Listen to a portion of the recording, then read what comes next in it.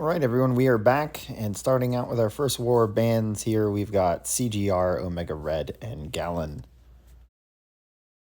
All right, as usual, we're starting off with Boss Island. We have a Gorr Boss here. Really, any of the Mystic options just for class advantage that are subdue take care of him pretty well. If you PS1 and throw your special 1, it'll remove all of his buffs. So you can start blocking away as long as he doesn't gain any in the middle of his combo into your block. And then the subdue, the neutralize, will actually prevent anything from showing up. So you can continue to just hit into him. So Sorcerer Supreme, Diablo, Dragon Man, all good options. Really, again, any of the mystics there. Venom, you can use Wiccan, or you can use Rintraw, or you can just go ahead and use, again, any of the mystic options on subdue. Scorpion, you've got Mole Man, and you've got Fury or Magneto. Immortal Abomination, actually any of the Hulks or Poison Immunes that are subdue. Normally the block damage is pretty bad there if you repeat combos, but because of subdue, you can actually get around that prowess puncture and just pretty much go to town on Immortal Abomination. So Overseer, Rolk, She-Hulk, plenty of options there. Hulkling, you can go with Tigra, you can go with Wiccan, you can go with Rintraw. Arcus, you can go with Wiccan, you can go with Rintraw. You could use maybe some of the Mystic subdue options. You just have to watch out for the power gain and obviously invulnerability boost. Fury, you've got Kitty as probably your top option, and then probably any of the half immune as well, subdue champions. And then Penny, S99, probably going to be your top options, but Hulkling and Herc will do pretty well as well. Hulkling really taking advantage of that Pierce buff and hitting through block. 1 through 3, section 2 on the way out. Ultron, probably strictly go with Nebula. There's probably an argument for some of the cosmic options as well.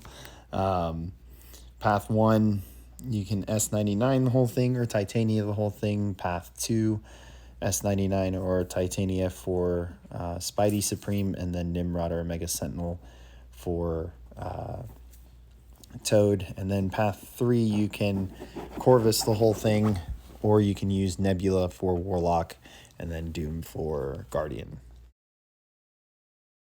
All right, 4 through 6 on the way out. Chavez, you've got Doom, Titania. On the way in, Sauron, you've got Nimrod and Omega Sentinel. Path 4, either all Mole Man or all Fury or all Shang-Chi. Path 5, Kitty Pryde, Omega Sentinel, Nimrod, or even Silver Centurion. Spot, you've got Fury and Blade.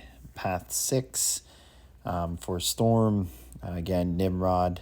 You could go Omega Sentinel and just Dex special ones. And then Quicksilver, Fury, or Mole Man, probably some of your best options. Could probably even use Nimrod to remove the prowess later. 7 through 9 on the way out. Nimrod, again, Nebula, probably the best options. And then you've got Herc, and since he's whitelisted, might as well take advantage of him. Doom on the way in. Thing or Apocalypse. Path 7, going to be Apocalypse the whole way.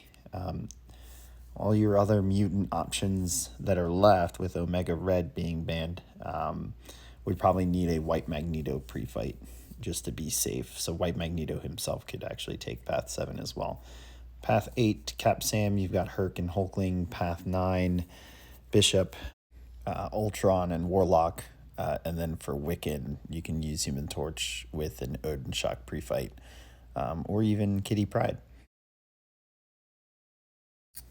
Looking back at 1 through 3 on the way in, Infamous Doom, you've got S99 or Titania, and just be mindful of the resistance to the end of either heavy attacks or just pretty much knockdowns. Gallon, Rintraw, or Wiccan. Korg, Kitty Pryde, probably your best option with Omega Red banned. Another thought is possibly Valkyrie, but definitely throw a White Magneto pre-fight, get to that 10, and get that first Pierce buff, and from then on, you can just play the rest of the fight into his block. and just bypass the hazard shift. And the global, since it removes that flourish buff with blocked hits. 1 through 3 on the way out. Terrax, again, any of the mystic options on subdue. Path 1, Weapon X, Nimrod, Omega Sentinel, plenty of options. And then Cersei, same. You've got Dragon Man, you've got Sorcerer, you've got Diablo, plenty of mystic options. Chavez. Path 2, Nova, same thing. Dragon Man, Chavez, Sorcerer, and then for Man Thing, Titania, S99. And then Omega Sentinel on Path 3, Nebula, Hulkling. 4 through 6 on the way out. Apocalypse, Nimrod should still work. If not, maybe a Mystic or any of the subdue options. Can see Dragon Man working pretty well. Path 4 or Overseer. Path 4, Claire, Overseer, Rolk, Titania, S99. Path 5 there, Annihilus, any of the Mystic options, Dragon Man, Diablo, Sorcerer Supreme, and then Maw, Human Torch, easily your top option. I've seen, I think, that same fight be taken with Guardian, though, as well. And then Path 6, Mephisto, same thing. You've got Human Torch with Nova Flame, but you also have Blade and Void and all the usual suspects for Mephisto. 7 through 9 on the way out. Atuma, Havoc, probably your best. Kitty Pryde somewhere in there as well. Path 7, Valkyrie, Apocalypse, or Kitty. And then Rintra, you've got Human Torch, and then a few of the other science options as well, like S99, Titania. Path 8, Surfer, you've got Doom, you've got all the Mystics. And then Path 9, Void, you can use Shang-Chi, you can use Jabari Panther, you could even use Rolk. And then for Domino, you've got Nimrod and Omega Sentinel. So that does it for defense. Let's take a look at attack. All right, so we are here with War 1 of Season 40 against Vulcan, taking in Human Torch, Sorcerer Supreme, and White Magneto, taking Path 5 in Section 1, and then just pre-fight duty till I take the boss later. Funny, they were all floating there. So Path 5 here, first fight, Annihilus, who is Planetary Endurance, which is the global we're fighting, Subdue, which is what Sorcerer Supreme and even White Magneto are, but I'm not using her. Actually, I don't think White Magneto is. No, he's not. So it's just Sorcerer Supreme. But really, I didn't have a game plan here besides, knock him down and use special attacks and just bait out Annihilus' special 1. Now, his rod prevents Fate Seal. So instead of it nullifying everything with the rod up, it just nullifies the rod, and then the Fate Seal doesn't get rid of any flourish or any other buffs. So we just end up having to throw back-to-back specials, or hoping that we can, in order to really get rid of these extra buffs that are here. So here, just to get out of the corner, we were at special 3, decided to throw it. Wasn't focused on which blessing I was in when launching special 3, just kind of threw it. And luckily, we were in the orange one. Names will come back to me later. So now we have pretty much permanent armor break with every special attack that we throw, as long as we make contact. And we're not throwing any into blocks. So here I remember to parry heavy. We have a White Magneto pre-fight, so even though Annihilus goes debuff immune off of knockdown, I can always parry this node, and then we take a massive chunk off. I believe the Fate Seal there is what initially got rid of the rod. So now he's got a bunch of buffs, so my next special attack should take, and we miss a dex there, should take a bunch of those buffs away. However, the rod comes back, and here we don't knock down, just throw the special 3. Unfortunately, special 3s don't count for ebb and flow knockdown at the moment, so we're not getting any benefit after that special 3 of having a fury and doing more damage when we attack him. But he's being pretty stubborn here with his special 1. Not a big fan of the spacing using Sorcerer Supreme against Annihilus when you're trying to bait out special attacks.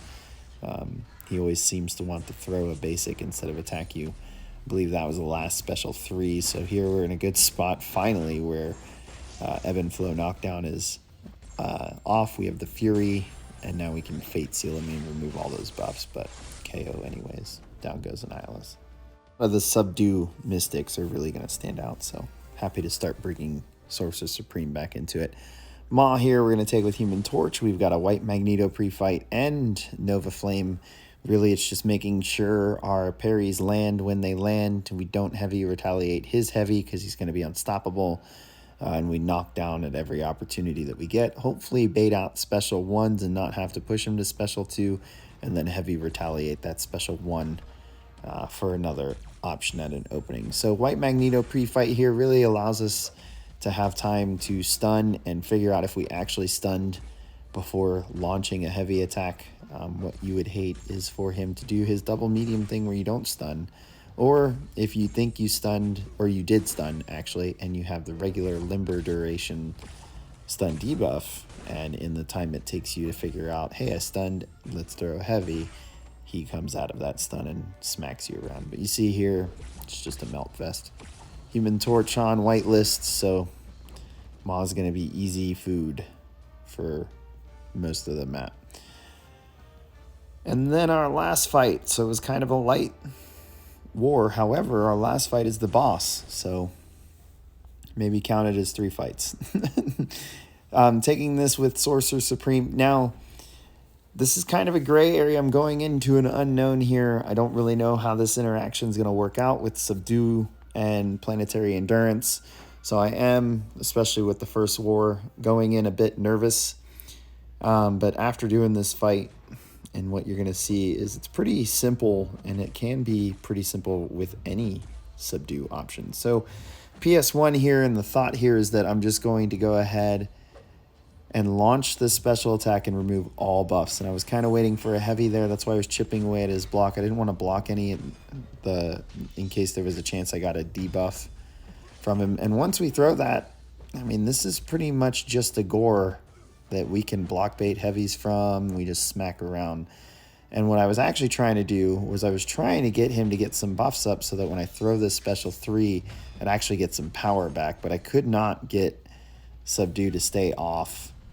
So I decided to throw this special 3. Looking back, this special 3 should have been during Ferocity, which is the orange blessing. Instead, it was during Resolve, which means with every special attack, we're always going to have that regen from blocked hits, which kind of helps, but I mean, this is pretty much a shell fight. Now, Gorr removes the willpower from himself and puts it into a vicious buff, which means these armor breaks and these slows that are placed, you notice, are not doing any willpower healing. So, accidentally pushed him to special 2. Thank goodness Subdue was up and he had no buffs, so we didn't have to worry about any DOT there. Now we got some buffs, luckily.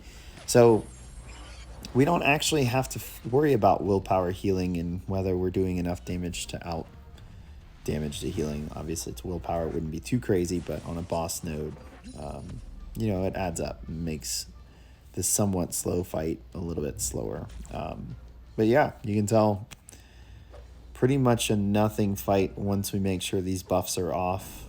Baiting out a special 1, that's really all you should be doing. Retaliating it immediately, throwing that special attack. With the Fate Seal, you nullify everything, and then with the Subdue up and waiting for his next Shadow Magic buff, you can take blocked hits and bait heavies through that tactic if you need to for openings. But for Sorcerer Supreme, as you can tell here, it's not a problem for her, and it wouldn't be for most Mystics. You're pretty much going to have power for days if the AI decides to be passive, and if not, just kind of nuke them down. And this last Retaliate ends it. Full yellow bar. Sorcerer Supreme, probably top option for this meta. Happy to play her again. So our battle group actually lost 2 attack bonuses, which means we died twice.